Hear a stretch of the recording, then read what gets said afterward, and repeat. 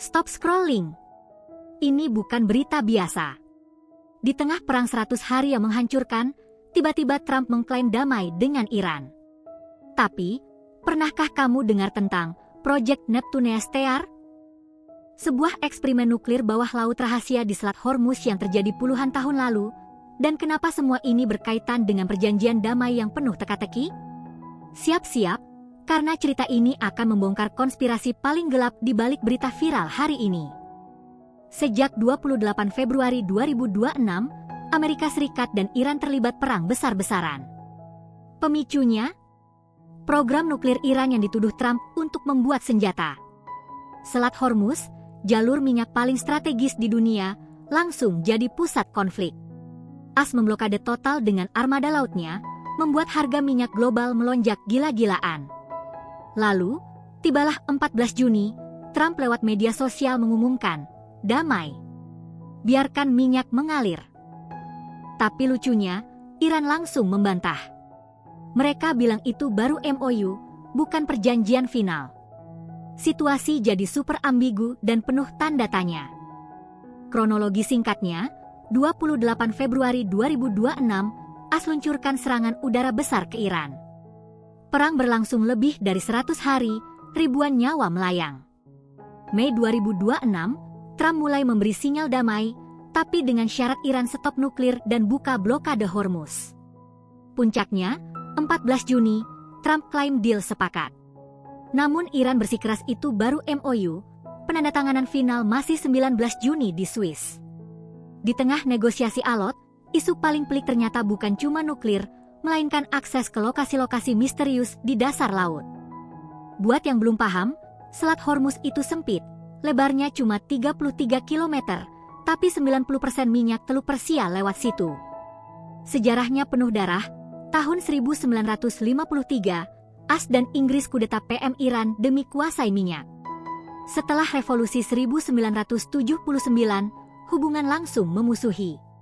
Ketegangan nuklir memuncak sejak 2002. Tapi jarang yang tahu, di perairan ini juga ada sejarah kelam era Perang Dingin, ketika dua negara adidaya melakukan eksperimen mengerikan yang sengaja dikubur. Fakta mengejutkan pertama, dalam 100 hari perang, laporan PBB mencatat lebih dari 15.000 jiwa melayang, mayoritas warga sipil. Tapi yang bikin bulu kuduk berdiri, belakangan muncul arsip rahasia AS yang menyebutkan bahwa pada 1962, Amerika menjalankan operasi bernama Project Neptune STR, serangkaian uji coba nuklir bawah laut di dekat Selat Hormuz. Tujuannya, menguji efek ledakan nuklir terhadap kapal tanker. Radiasi tinggi menyebar, tapi publik dibohongi dengan kedok tes sonar biasa.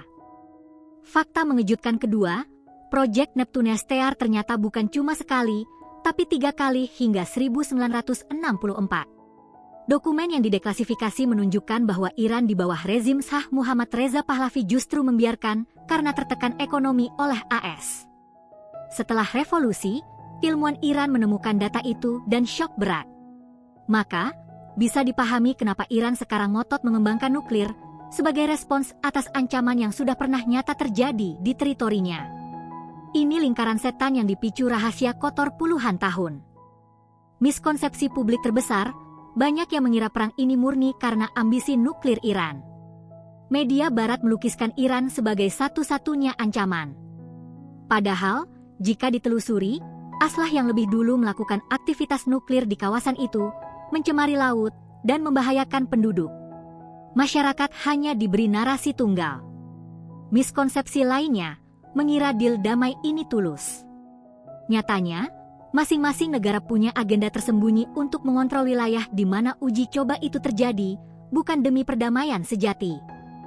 Klarifikasi dari para ahli, peneliti BRIN, Nostalgiawan Wahyudi, menekankan bahwa kontradiksi pernyataan Trump dan Iran bukan sekadar gimmick. Trump ingin deal cepat untuk mencabut blokade tanpa kehilangan muka, sementara Iran ingin normalisasi hubungan tanpa mengakui kesalahan. Namun di belakang layar, ada agenda besar, siapa yang akan bertanggung jawab membersihkan limbah radioaktif bawah laut yang dikhawatirkan masih aktif dan bisa bocor setiap saat. Jadi, jangan anggap enteng drama diplomasi ini.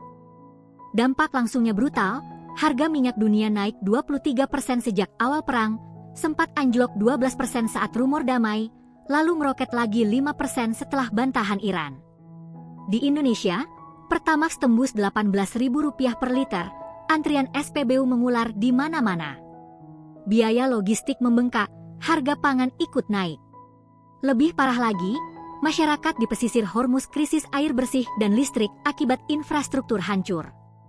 Bencana kemanusiaan ini tersamar oleh hingar-bingar politik para elit. Dampak jangka panjang, kalau deal gagal, perang terbuka bisa meletup lagi, dan kali ini dengan skala lebih besar. Cina dan Rusia sudah mulai kirim armada ke Teluk Persia, memancing ketegangan baru. Tapi ancaman paling mengerikan adalah kebocoran radiasi dari sisa-sisa uji coba yang terbengkalai. Ilmuwan memperingatkan, jika tidak segera ditangani, bencana radioaktif permanen akan terjadi, menyebabkan kanker massal dan kerusakan ekosistem laut yang tak terbalikan. Generasi kita yang harus menanggung akibatnya. Sudut pandang unik dari para aktivis lingkungan, meskipun dibungkam, mereka berani merilis data bahwa tingkat kanker di Provinsi Hormuzgan meningkat 300% sejak 1960-an. Ini sejalan dengan periode uji coba nuklir rahasia. Ironisnya, pemerintah Iran yang seharusnya melindungi rakyat, justru sibuk berperang dan bernegosiasi. Di sisi lain, komunitas internasional juga menutup mata. Jadi, di balik konflik elit, ada rakyat kecil yang menjadi korban paling nyata dan terlupakan. Data angka yang bikin merinding. Normalnya, 18 juta barel minyak melintasi Selat Hormuz per hari. Saat blokade, hanya tersisa 7 juta. Kerugian ekonomi global ditaksir menembus 4 triliun dolar AS. Korban jiwa perang, 15.672 orang, 70% warga sipil. Tingkat radiasi di 5 titik pantau menunjukkan 40 kali di atas batas Amanhu. Angka kanker di Hormuzgan 4 kali lipat rata-rata nasional. Ini bukan sekadar statistik, ini jeritan dari dasar laut yang tercemar. Reaksi publik di jagat maya, tagar fake PAC langsung trending di Twitter. Netizen ramai berkomentar, ini cuma akal-akalan politik. Ada apa sebenarnya di laut itu? Di Iran, demonstrasi besar-besaran meletus, warga meneriakan, jangan percaya Amerika. Sementara di Indonesia, netizen lebih banyak meme, Pertamax naik, kuota habis, damai tapi palsu. Yang jelas, kepercayaan pada berita resmi anjlok. Semua curiga ada agenda besar yang sengaja disembunyikan. Kontroversi mencuat di berbagai forum internasional. Banyak pakar hukum mempertanyakan keabsahan deal yang diumumkan via Twitter. Apakah MOU itu mengikat secara hukum? Rumor pun beredar, konon, Trump dapat tekanan besar dari lobi minyak, atau deal ini berisi klausul rahasia tentang pembersihan polusi nuklir dengan dana internasional, yang artinya rakyatlah yang bayar. Sementara itu, Israel dilaporkan geram dan mengancam intervensi sendiri. Perdebatan di PBB alot menambah ketidakpastian global. Studi kasus dari sejarah, ingat JCPOA 2015? Dulu, AS dan 5 negara lain setujui Iran batasi nuklir, sanksi dicabut. Tapi 2018, Trump keluar sepihak.